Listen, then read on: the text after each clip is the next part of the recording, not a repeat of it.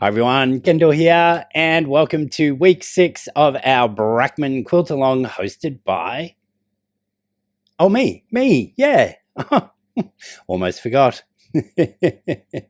This week we have another fun block for you, and once again I have kept it a mystery until we spin that wheel. So come with me and I'll show you how I do it.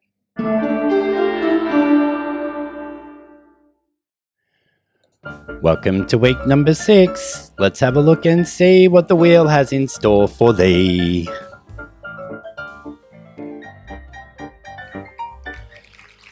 One 6 9 8.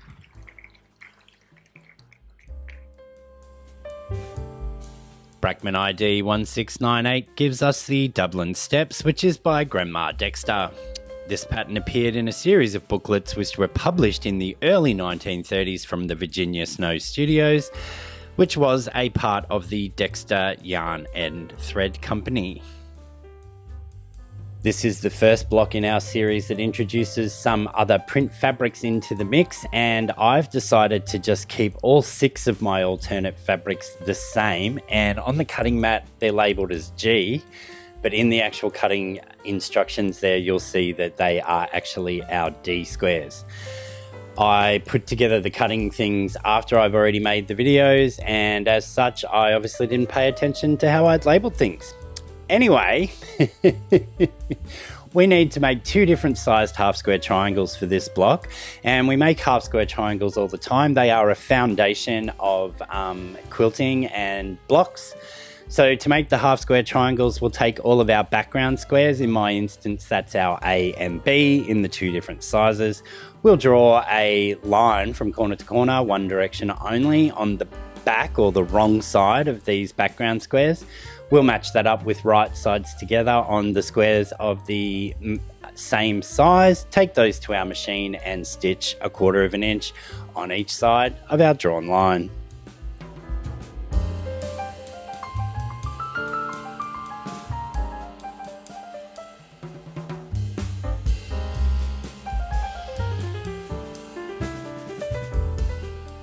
With our stitching now done, you'll know that I like to press these first to settle those stitches in, which is always a good idea. Even when you're not making half square triangles, it just helps nest those stitches down into the fabric before you move to the next pressing step. But I press these first, and then we're going to cut them in half along our drawn line. We'll then press them all towards the darker of the 2 fabrics, and we'll be ready to trim them down to size.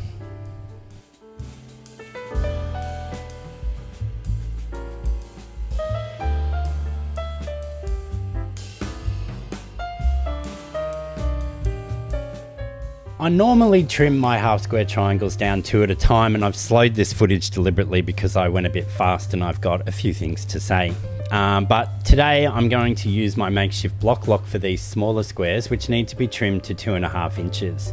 So I've got my 3.5 inch Creative Grids ruler there, and I've put 3 layers of painter's tape along that diagonal, and what that does is it allows for this to butt up against that seam allowance, as you can see here.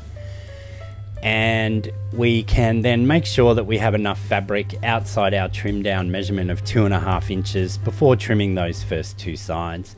Without having to lift anything, we can rotate this all around in one swift swoop, as you'll see me do in a moment, and then we just simply slide that makeshift block lock down,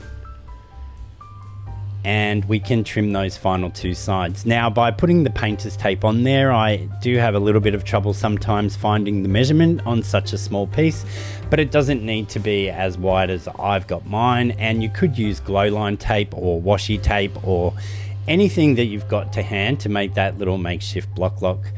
Now, the reason I am doing these ones one at a time is sometimes on the smaller triangles, and depending on how well you do your 1/4 inch on each side of the drawn line in that first step, sometimes when you do stack them up 2 at a time, the one underneath you might miss a little bit and it's not actually trimmed as perfectly. So on smaller squares, I generally do bring in this makeshift block lock, and it just makes trimming the half square triangles a breeze. Now for the larger ones, I will use my normal method, which I've gone through many times before, to trim those down, and we'll move on to those next steps.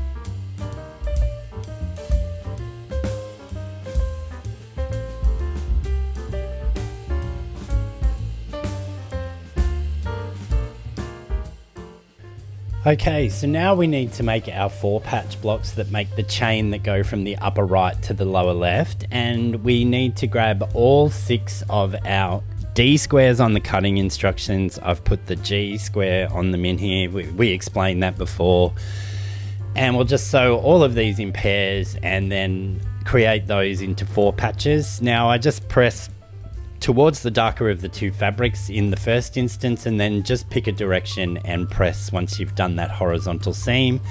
They don't need to nest up with any other seams, and then we'll move on to making the remaining 2 corner units.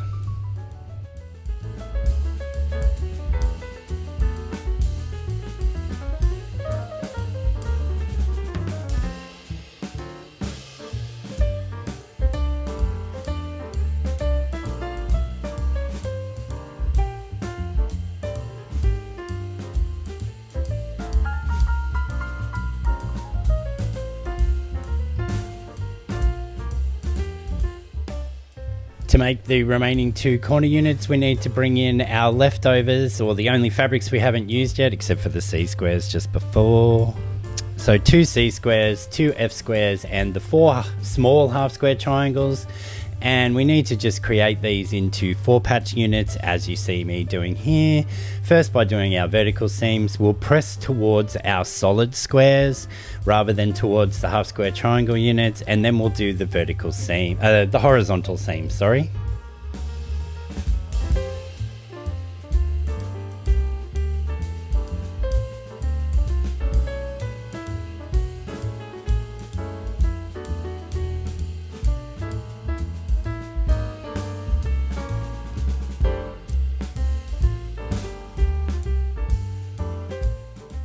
Just before we move on to the final block construction, I want to point out that I did change the corner units that we just made to be those 4 patches. In the original pattern, they actually had the red or the dark fabric on a Y seam or a set-in seam, and I thought just to make it easier, I took that set-in seam out and replaced it with that square, giving us the 4 patch construction, which makes it just that little bit simpler for everyone, as I know that some people struggle with a Y seam. So now that we have all of our units made, we can just lay this out as per our pattern, making sure that our chain is going from the upper right to the lower left. Our large half square triangles are all pointing in towards the center, so not like my one in the middle down the bottom there. Do we notice before we sew it together? Let us see. We'll sew all of our vertical seams, and in this instance, I'm not sure how I press, so let's just wait until we get there.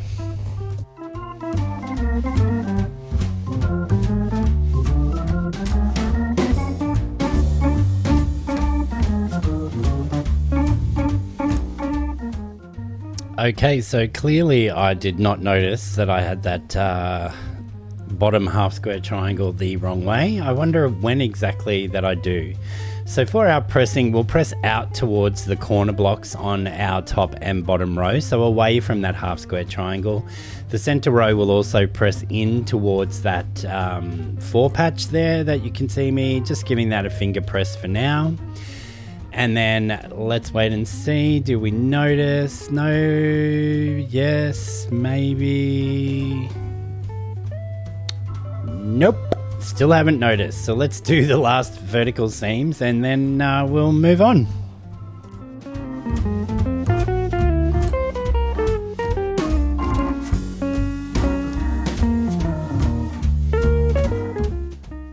With the last of our vertical seams now done, I am actually just going to set everything in place with the iron, so no more finger pressing, and still being captain oblivious to that bottom row not being correct. With the way that we press these, everything will nest nicely when sewing these horizontal rows. We'll then press this up towards that top row.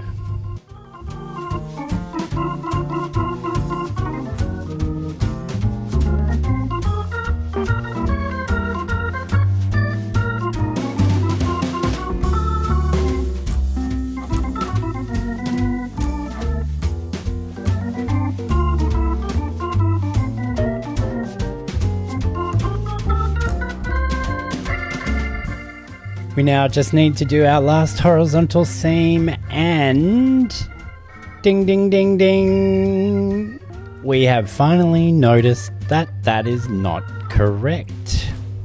So let me quickly just fix that up. We can nest all our seams again, take this to the machine and sew our final horizontal seam, and once again press up or out away from the center.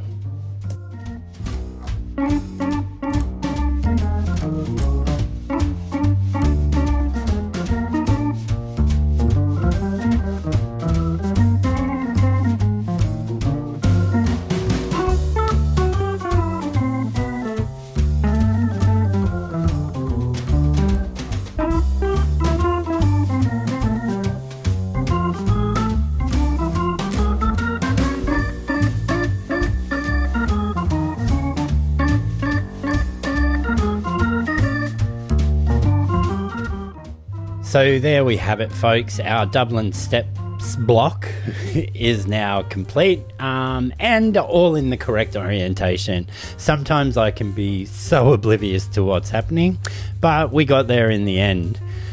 So thank you, Grandma Dexter. Now let's have a look at how you would make this with the AccuQuilt dies. Now remember, I only have the 6 and 9 inch dies, so I'm showing you the 6 inch dies here, but you would use the 8 inch cube. So we need pieces 2, 3, and 5 to make this block.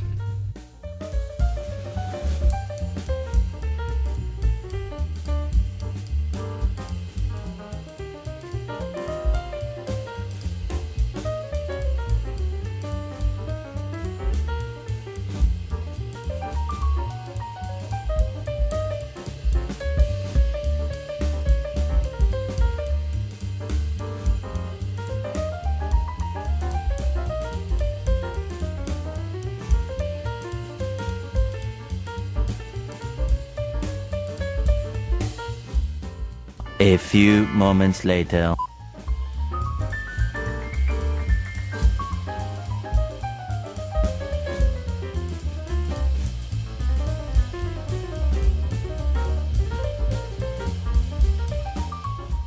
Now for the From Muddy Michelle templates. This week it's a simple, we just need B9, B12 and B13, and as you can see here the layout is just the same, and with the magic of television, voila!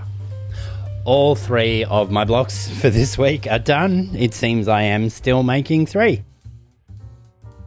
For the repeat of this block, you will notice that I've turned every other block just to create some sort of a central pattern and I've added the sashing with cornerstones just to add a little bit more interest. So the opportunities once again with this block are endless.